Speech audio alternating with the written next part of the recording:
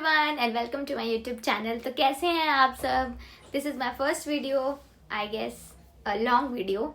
सो basically आज इस video में हम बात करने वाले हैं केजीएमयू नर्सिंग एग्ज़ाम की। यस, केजीएमयू नर्सिंग ऑफिसर का एग्ज़ाम जो होने वाला है। तो काफ़ी सारे लोगों के आप लोगों के डीएम आए थे कि मैम हमें कैसे तैयारी करनी, क्या पैटर्न होता है, केजीएमयू का एग्ज़ाम कब होने वाला है, सिलेबस क्या है, कैसे तैयारी करें, कौन सी बुक्स प्रेफर करें, टेस्ट सीरीज़ कौन सी लेनी है, कितना नर्सिंग को वेटेज देना है, कितना नॉन नर्सिंग को देना है, नॉन नर्सिंग की तैयारी कहाँ से करें। तो वो सारे आपके जो भी डाउट्स थे उनका आज मैं इस वीडियो में जवाब देने वाली हूँ। तो don't skip the video, watch the video till the end. तो सबसे पहले बात करते हैं हम एग्जाम पैटर्न की। So paper will be coming of 100 marks. 100 marks का पेपर आने वाला है, जिसमें से आपके 60 नंबर के जो क्वेश्चंस आएंगे वो नर्सिंग पोर्शन के आएंगे और जो 40 नंबर के क्वेश्चंस आएंगे वो नॉन नर्सिंग पोर्शन के आएंगे। तो नॉन नर्सिंग भी उतना ही इंपॉर्टेंट है इस पेपर के लिए आपको जितना कि नर्सिंग है, क्योंकि 40 मार्क्स आपकी रैंक को इतना ऊपर लेके जा सकता है, आप सोच भी नहीं सकते हो। तो अगर आप नर्सिंग की तैयारी अच्छे से कर रहे हो तो नॉन नर्सिंग को मत भूलना। अब बात करेंगे हम, ये तो हो गया एग्जाम पैटर्न। नेक्स्ट थिंग, दोनों लैंग्वेजेस में पेपर आपका आएगा, हिंदी भी और इंग्लिश भी। तो अगर आपने हिंदी मीडियम से पढ़ाई करी है तो आपको टेंशन लेने की जरूरत नहीं है कि अगर इंग्लिश में पेपर आएगा और कुछ चीज़ें नहीं समझ में आ रही हैं तो। और अगर आपने इंग्लिश मीडियम से पढ़ाई करी है तो आपके लिए तो आसान है ही, क्योंकि आपको हिंदी में भी प्रोवाइड होगा पेपर और इंग्लिश में भी प्रोवाइड होगा, तो उस चीज़ की टेंशन नहीं लेनी है।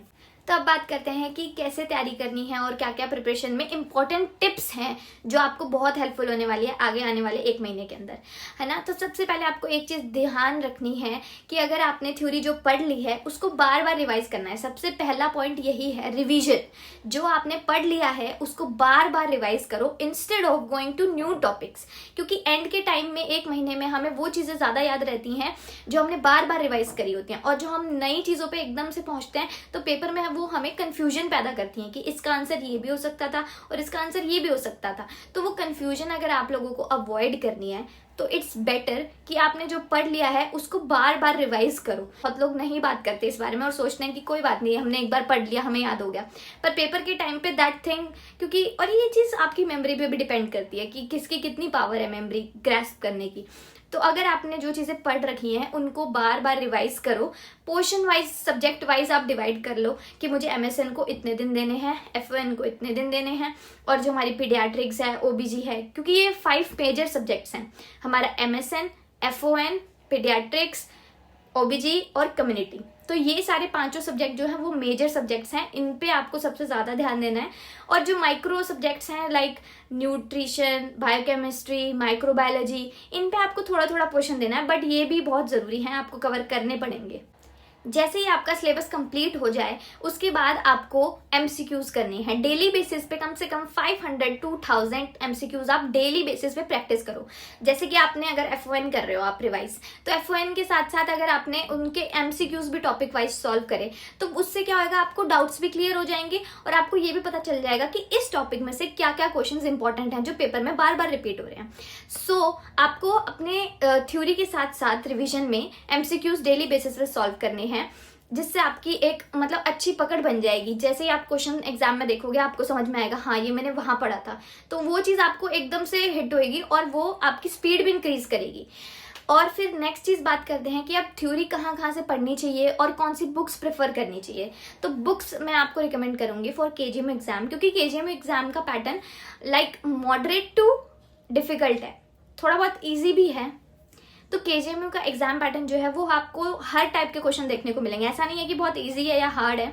देखो, अगर 60 मार्क्स का पेपर है तो वो 20 इजी होंगे बहुत ज़्यादा, 20 मॉडरेट एंड 10 to 15 आपके हार्ड भी होंगे, जो मतलब ट्रिकी क्वेश्चंस होंगे। सो बी प्रिपेयर्ड फॉर दैट, और उसके लिए आपको रिवीजन ज़रूर करनी पड़ेगी, और वो भी बार बार, जिससे आपके बेसिक्स और कॉन्सेप्ट सारे अच्छे से क्लियर हो जाए। बुक्स कौन कौन सी इंपॉर्टेंट रहेंगी? सबसे पहले आपकी पीआर यादव, वो बहुत बेस्ट है अगर आपको करना है तो।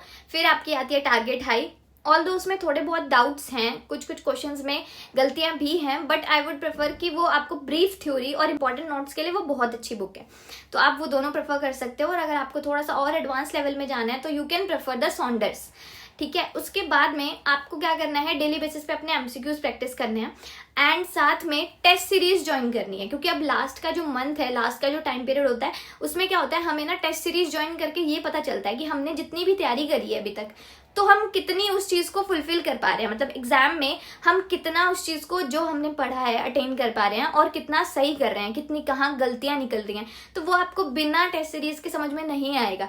डेली बेसिस पे आप जब एक मॉक टेस्ट लगाओगे, एक टेस्ट सीरीज ज्वाइन करके जो करोगे, तो उससे आपको ये पता चलेगा कि मेरे वीक पॉइंट्स यहाँ पे हैं और मैं इन चीजों में मतलब सही कर रही हूँ। तो जब आप दोबारा रिवाइज करोगे तो आपको पता लग जाएगा कि ये चीज का ये मेरा मतलब ये चीज वीक थी मेरी, तो उस चीज को आप फटाफट कर पाओगे रिवाइज, और उससे क्या होगा, आपकी एक मेमोरी भी शार्प होएगी और आपको कॉन्फिडेंस भी आएगा। तो सबसे इंपॉर्टेंट है टेस्ट सीरीज ज्वाइन करना लास्ट के मंथ में या फिर मतलब लास्ट के टाइम पीरियड में। आप कोई भी टेस्ट सीरीज ज्वाइन कर सकते हो। जैसे मैंने अपने टाइम पे टीएनसी की टेस्ट सीरीज ली थी, उसमें मेरे को डेली बेसिस के केजीएमयू के पेपर आते थे, नॉन नर्सिंग भी आता था, उसमें नर्सिंग पोर्शन भी आता था। टेस्ट सीरीज के वैसे तो बहुत सारे फायदे हैं, है ना। तो सबसे पहला टेस्ट सीरीज ज्वाइन करने से सबसे पहला आपको एक्यूरेसी का पता चलता है कि आप कितने क्वेश्चंस कर रहे हो, कितने आपके सही हैं, कितने गलत हैं, आपको किन चीजों पे ध्यान देने की जरूरत है वो पता चलता है। सेकेंड थिंग जो होती है वो कॉन्फिडेंस होता है। अगर आप डेली बेसिस पे पेपर देते हो तो जिस दिन एग्जैक्ट एग्जाम होता है आपका, जिस दिन होता है डेट पे, उस दिन आपको उतना डर नहीं लगता क्योंकि आप डेली बेसिस पे वो एग्जाम देते आ रहे हो। तो जिस दिन आप पेपर में बैठोगे तो आपका एंजाइटी लेवल बहुत कम होएगा, आपको कॉन्फिडेंस भी रहेगा और आपको अच्छा भी लगेगा कि हाँ मतलब कुछ नई चीज नहीं है, आप वही एग्जाम पैटर्न रोज रोज बेसिस पे दे रहे हो। तीसरी चीज होती है आपकी नेगेटिव मार्किंग।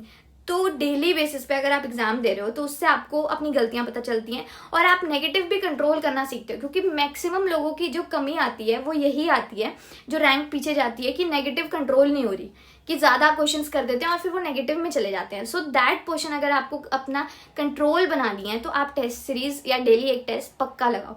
चौथी चीज होती है टाइम मैनेजमेंट। बहुत सारे बच्चों का पेपर ही छूट जाता है, सारी चीजें आते हुए भी अगर आपका पेपर छूट जाता है तो उससे ज्यादा पछताने वाली चीज कोई नहीं होती।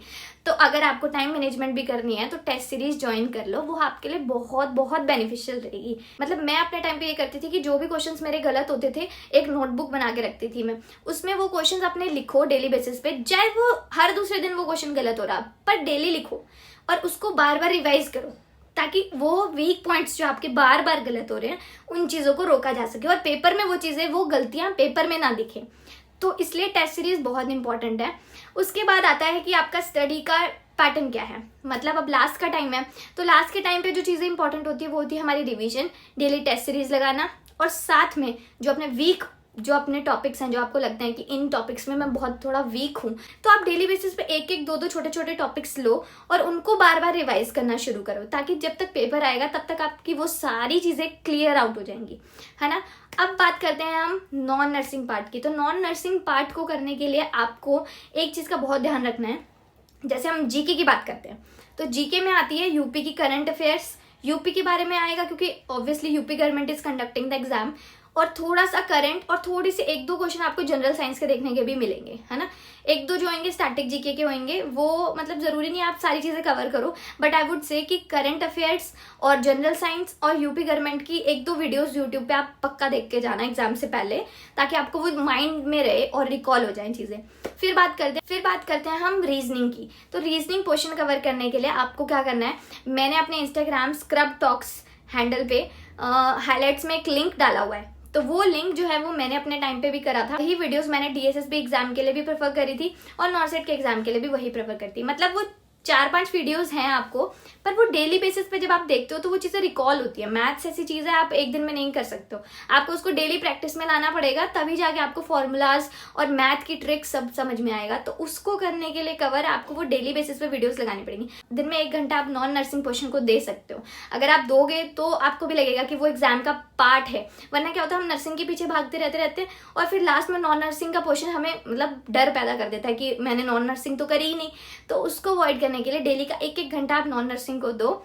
एंड आई होप आप सबकी प्रिपरेशन बहुत अच्छे से हो और आप सारी चीजें अच्छे से कवर कर लो, और पैनिक होने की कोई जरूरत नहीं है। अभी आप लोगों के पास टाइम है, आप लोग अच्छे से आराम से प्रिपरेशन करो और केजीएमयू में जल्दी से जल्दी आ जाओ।